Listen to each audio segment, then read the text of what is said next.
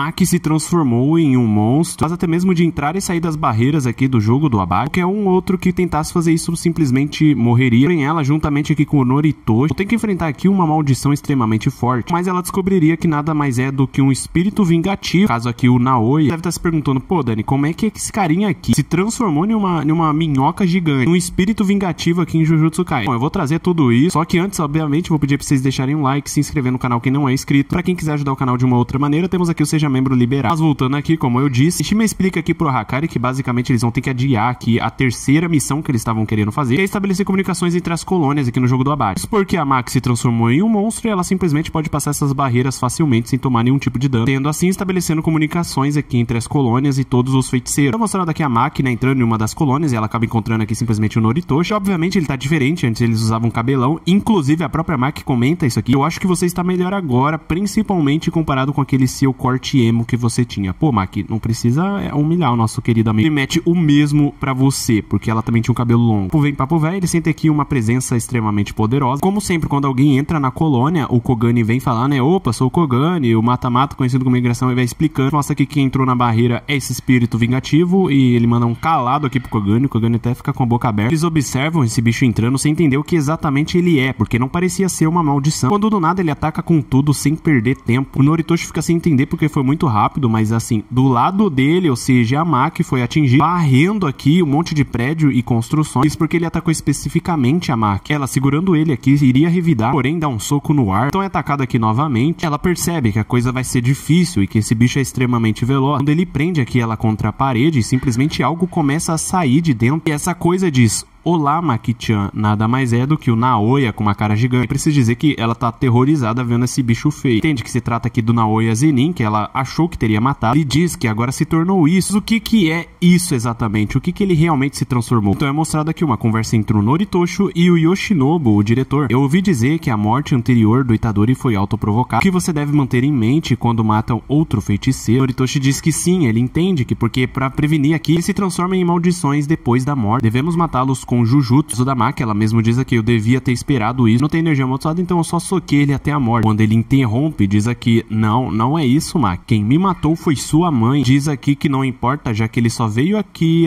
pra matar ela. Nossa, ninguém percebeu. Porém, quando ele ia partir pra cima, simplesmente veio aqui um tiro. E nada mais é do que uma flecha do Noritoshi. Então os dois juntos começam aqui a lutar contra essa, entre aspas, maldição Naoya. Durante essa batalha aqui, a Maki simplesmente encontra uma abertura e rasga ele. Inclusive até ele mesmo brinca, parece que até maldições sentem dor. Todos aqueles pequenos sentiram dor desse jeito. Desculpa, eu sinto muito. Brincadeirinha, como se eu fosse me sentir desse jeito. Quando, entre aspas, ele explode aqui no meio, porque simplesmente tá jorrando sangue pra tudo que é lado. Do nada, ele começa a se enrolar aqui, fazendo toda essa transformação. A Maki percebe isso e pede pro Noritoshi atirar. Explicado, ele é um feto amaldiçoado e ele vai completar sua transformação pra ele se tornar realmente aqui uma maldição de verdade. Noritoshi prepara aqui uma quantidade de sangue absurda, mete aqui um sangue perfurante bem forte, atravessando aqui essa bola gigante ao meio. Então ela simplesmente cai. Ele pensa que bom, nós conseguimos exorcizá-lo ainda naquele estágio. Ele já era bem rápido como feto amaldiçoado. Ele completar sua forma, então o que será que poderia? E do nada é mostrado aqui que não, ele não morreu. Inclusive é tão rápido a ponto do nem o Noritoshi notar que ele já ia levar um soco. Bom, ele manda o Noritoshi pra bem longe. Ele aparentemente já fica um pouco debilitado, porém é mostrado ele bloqueou uma parte aqui do ataque por conta do sangue dele. E basicamente ele fala que se ele não tivesse bloqueado o golpe com sangue, tanto as minhas mãos quanto a minha cabeça teriam sido explodidos. Se eu relaxar por um segundo, eu vou morrer. Preciso lutar com tudo que eu tenho. Enfim, os dois voltam aqui a lutar contra essa maldição. Então explicado que basicamente o jeito que ele funciona é muito semelhante aqui à Rika do Okotsu. Pra piorar aqui a situação, esse cara consegue usar a técnica dele. No caso, a técnica de 24 frames. Nada mais é do que o feitiço de projeção do mais rápido, Zenin Naobi. No caso, o pai de Naoya. Ele ainda consegue aumentar essa técnica amaldiçoada, porque simplesmente aqui ele tá fazendo umas explosões gigantescas. E a própria Maki explica, ele está utilizando a habilidade dele para congelar tudo que ele toca por um segundo, congelando o ar e então atingindo com o punho para que quebre. Quando ele simplesmente abandona eles e vai para longe, pega uma velocidade absurda e vem correndo. Quer dizer, correndo não porque ele não tem pernas, mas vem numa velocidade muito alta. Eles não conseguem simplesmente fazer nada, porque esse bicho voa, esse bicho é rápido. Max explica aqui que se ele vir até ela aqui na velocidade do som, só precisamos preparar um ataque e esperar. Que nem daquela vez que ela simplesmente venceu ele, porém ela não esperava que ele ia vir numa velocidade ainda mais alta. Essa tal velocidade alcançou o Mach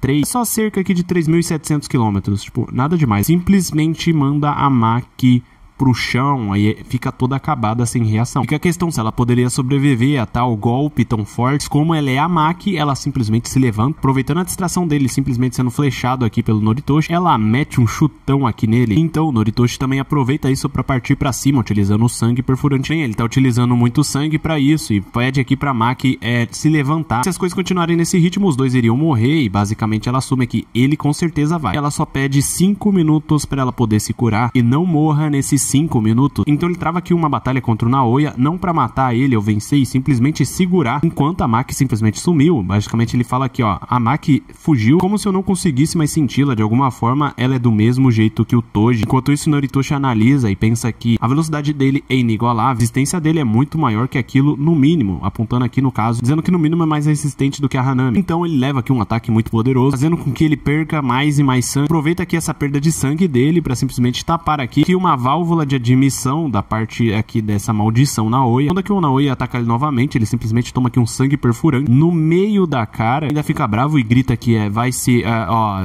esse aqui é um canal de respeito. Simplesmente não acontece nada com ele, continua atacando aqui o Noritoshi. Resumindo, ele dá uma sova, começa a sangrar e sangrar cada vez mais. No momento que tudo parecia ser definido aqui pra ele matar o Noritoshi, simplesmente aparece dois carinhas aqui nesse campo de visão, um chorando, gritando sumo, outro chorando também, gritando katana. Explicado aqui, né, o porquê que eles estão ali, quem são eles. Sim, eles são jogadores da Migração Extinção e também são feiticeiros reencarnados, uma espécie de mestre de sumo, outro mestre em katana. Enquanto um procurava alguém pra lutar um sumozinho com ele, o outro procurava uma katana. É por isso que eles estavam chorando. Basicamente eles não estavam encontrando, tá ficando desesperado. Enfim, eles acabaram aqui meio que distraindo o Noritoshi também de certa forma, que ia receber um ataque aqui em cheio. Porém a Maki volta em ação e corta aqui o ataque dele. Havia se passado 3 minutos, ela precisaria de no mínimo 5 e basicamente ela claramente ainda não está totalmente recuperada, pelo contrário, nada que o cara maluco da katana vê a katana dela, simplesmente toma da mão dela, quando do nada todos sentem essa presença que ele emanou. Claramente ele se tornou extremamente poderoso, é explicado aqui